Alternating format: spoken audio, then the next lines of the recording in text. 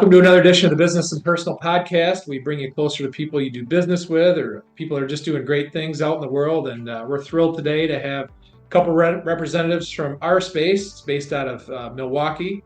Helps people through mental health struggles and whatever they're dealing with, which is certainly a large part of the population nowadays. So first of all, we have Melissa. We're not going to even go through all of her job titles at our space. We don't have enough time in this podcast. We'll just call her the jack of all trades there. And then we have also Jennifer on with us. She's the lead peer support at the Parachute House. That's a big part of our space and what they do there. So first of all, ladies, thanks so much for taking time out of your busy day to join us. Absolutely. We're thrilled to be here. We're very happy that you extended the invite for sure. So it's the business and personal podcast. So we kind of want to start out here, Melissa first, and then Jennifer, tell us a little bit about yourself and how you landed at our space. Okay, so I have been helping people probably my entire adult life. That kind of started with the love of that my grandma had. I used to go, all the nursing homes because she was an RN, so I would go with her traveling around, and so I just had this like natural, knack for wanting to be around people and help them. So throughout my, career, I've managed like CBRFs and all of that kind of stuff, had children, and that the stress became a lot. So I decided to go a different route for a little while, and I was a job coach. That's kind of how I landed at our space. I had no idea what our space was when it was put on my calendar. I had to do a little digging, and I was thrilled to be here with one of now we have her on staff, and she's a paid position here as a receptionist. And I walked in the door. I was here for about a year, job coaching her and teaching her, what her responsibilities were. And I had the pleasure of meeting Nora, the executive director, and her and I just immediately clicked and had this great relationship. And I kind of like hassled her in a way, I think, to say, oh, well, when are you going to hire me? Like, when am I going to work here? And so the minute I walked in the door, and I haven't walked out since, and it kind of just happened very organically. And here I am almost 9 years later. So. My story's a little different. I've been with our space since 2017. I've been clean from heroin and drugs for over 9 years now. So my journey kind of was a slow going one. I had a peer support. I was in a program called Drug Court. I'd gotten some trouble due to my addiction. I had a court appointed peer support, which, is kind of unheard of in the peer scope world. So I was a little resistant at first, but we ended up getting really close, me and my peer support. He was like a second father to me. And we developed a long-term relationship. So as my recovery journey had evolved and I had gotten more time clean and made it through drug court, he ended up transitioning to our space as a peer support. And then once I got my certification as a peer support, he referred me in. And it was kind of like written in the stars for me to end up here. I've grown so much, and life has completely changed course since I've joined our space, and their family. Just a fantastic story. I mean, you're going to be most effective in helping people go through their treatment if you've gone through it yourself and you have those personal stories to share. I can imagine that is very impactful for the people you're working. Absolutely. So for either one of you, whoever wants to handle this question, just give our listeners and viewers an overall understanding of what our space does exactly. Well, we have a lot of different services, from the one building that's our main building that's located, and then we have obviously the 24/7 respite center. But what our space does for anybody that walks in the door is that we meet them where they're at, no matter what's going on, where they're at with mental health, where they're at with substance use. We provide some sort of service that will make them feel better than when they walked in the door. That's a beautiful. Jennifer said that a couple years ago, and I've held on to that because it is absolutely the truth. So in this building, we have that's where the admin offices are located. We have the drop-in center, which anybody 18 and older can come for a tour, and then they get a sense of community, a sense of belonging. They can, be with people of similar, interest and that are going through some of the same things. We have also the Price is Right shop. That's our donation center. We get everything from the community, so that way we're able to, we very much made it into a store, because it shouldn't matter if you can't afford something, your dignity should always be there. So everybody gets a cart, they're able to walk around, everything's hung on hangers. You're able to have your items bagged when you leave, because it should be just like anyone else being able to go into a store and using, finances to buy whatever they're looking for. They should be able to walk out and feel happy with the items that they got. So yeah, overall, I think that anyone that walks in the door, we want them to be better than when they got here. And you've already touched on, addictions is one of the main reasons that people come to our space. Just in general, give people an idea of, who are some of the best candidates to come to our space and be able to get the help that they need. Yeah, absolutely. And anybody like that, she can speak on this, but for like a parachute house, it's low level crisis. Sometimes when you can be around peers that have lived experience, whether our journeys are the same or not, they can be very parallel at times, right? And you cross those points, and to be surrounded by people that literally understand and with zero judgment it's a game changer. It truly is a game changer for most people, I would say. Yeah, absolutely. I mean, it was for me personally. I can be a personal testimony of that. And our space is kind of like pioneers of peer support. It was founded in 1988, and it was funded just by the community coming together, like local churches, etc. Families. Mm-hmm. And it was just really just for people who needed to find a social connection. And that's when the day program started, and they were able to find, people who are isolating, people who, maybe just don't have that, those outlets. They were able to find that through the day program, and then we've been evolving, expanding ever since. So we talked about the parachute a lot here. You're the lead of the peer support there, Jennifer. So give people, that seems to be like the main focus of our space. Give people a little understanding of what the parachute house is all about. Yeah, I think it's the main focus because it's so unique. I mean, our space does so much more, but Parachute House definitely has a special place in my heart. I've pumped my blood, tears, sweat, and everything into that program. We started in 2019 in February. And it is the only peer-run respite in Milwaukee. So it created alternative to hospitalization, an alternative to clinical settings. There's been so much trauma from clinical settings for people that there was a need for some type of alternative form of support where people could get 24/7 support from somebody who understands, who's walked through that journey before, and can say, you're not alone, and I'm here, and I've been through it, and you're going to be able to get through it too.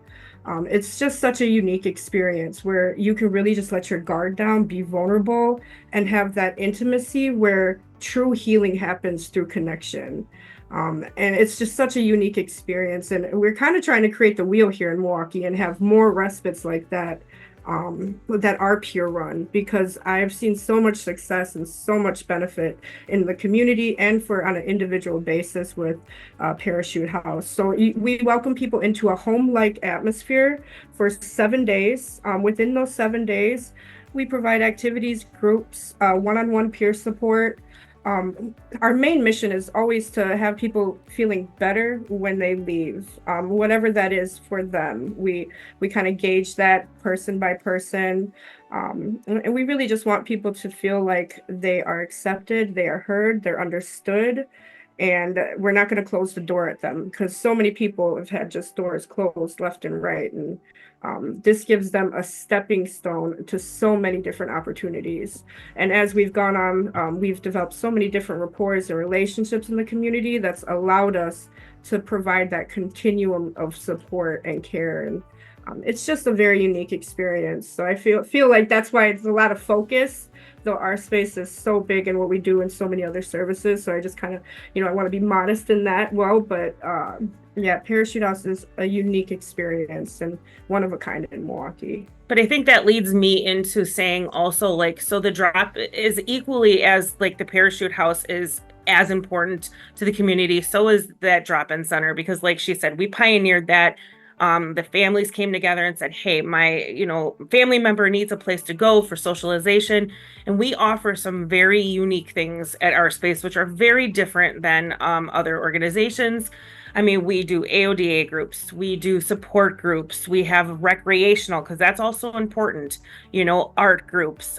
We go on, they take them on the coolest outings, I think. The nature walks is very minimal as to what has gone on, and they do a mega outing every year. They've taken them to Door County, Chicago, Lake Geneva. I mean, some people have never ever left Milwaukee. No, they just went to the still days today, so that was fun. Yeah, I mean, they went to the boat tour in Lake Geneva, and I had a handful of members come back, and there were tears in their eyes and goosebumps, and they were like, I've never been on a lake. I've never been on a boat. So people that have that all the time, or, have experienced that, I think that we tend to take that for granted, and when you see that genuine, just an awe look on someone's face, it's a game changer. It sits with you for the rest of your life. Well, I know you're a good podcast guest because you're already covering topics that I had to cover down the road here. The nature walk and some of those things I wanted to talk about next, and that is incredible to hear how people just haven't seen some of the most basic things in life, and that just in itself probably changes their outlook. So it kind of gets me to thinking, on your end, what do you measure as success? Where do you reach the point where it's like, we've really turned the corner with this person? Yeah, I mean, success is purely subjective. I want to state that it's a huge spectrum. From Parachute House, I part of my job with Parachute House as the lead is tracking data and collecting and compiling all of these different outcomes of what we've been able to do with people, and I see success stories left and right weekly at Parachute House. As far as getting people into shelter, that is a huge success. It's really hard to get into shelters here.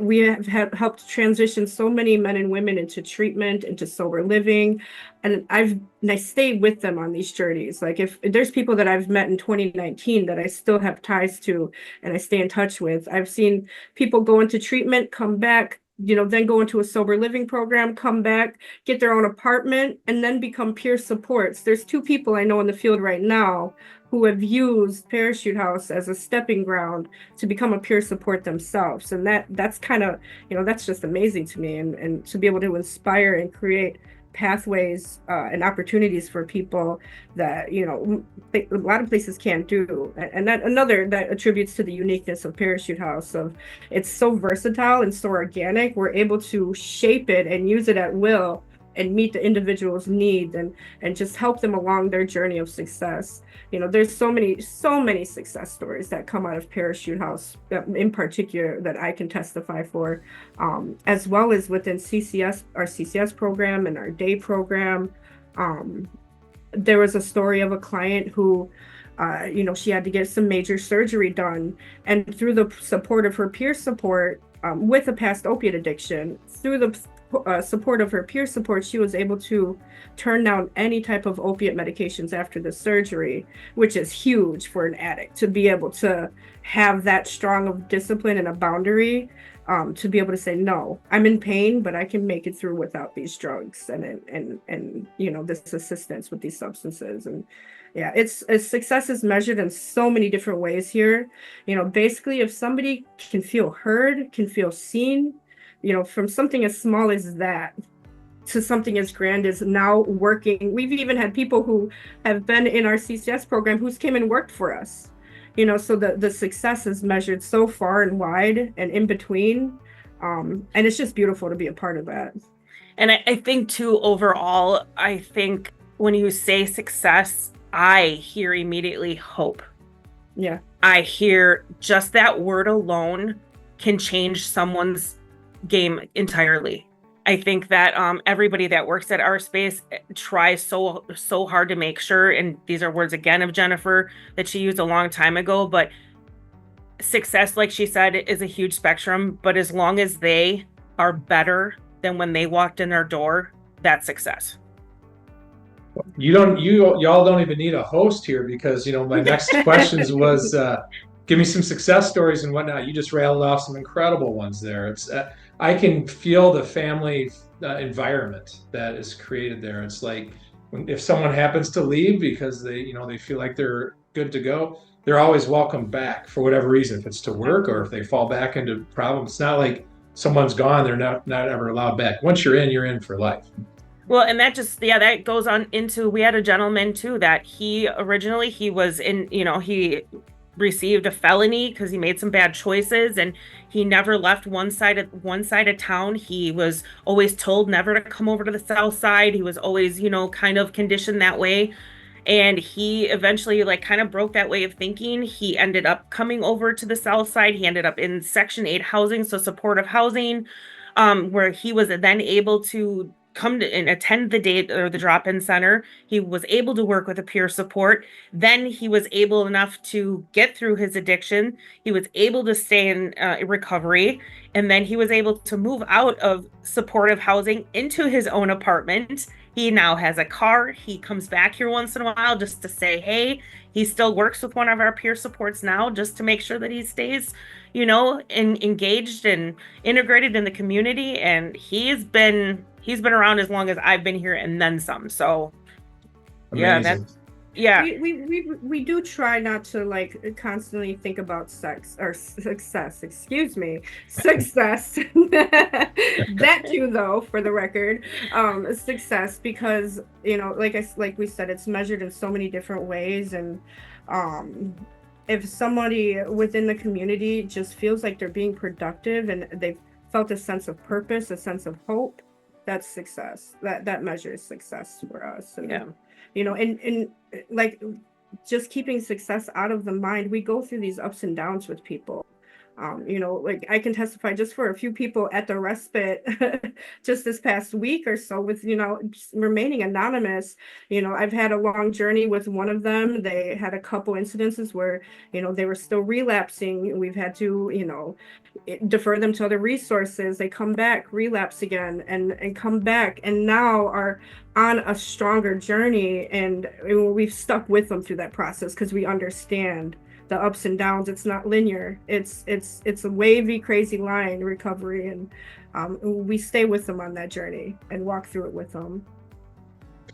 You had mentioned, earlier how the community has helped, and funding has come in to help make our space happen, basically. But the need for funding never ends, and I'm sure there's more that you all want to do. So, for anybody that's still listening, and maybe it's not somebody that needs help from the mental health side, but they have some money they want to donate to help. What are some of the needs that our space has moving forward? Oh, I mean, we need money just to sustain just other things that we want to do, maybe doing extra things for the drop-in center or extra things for the respite.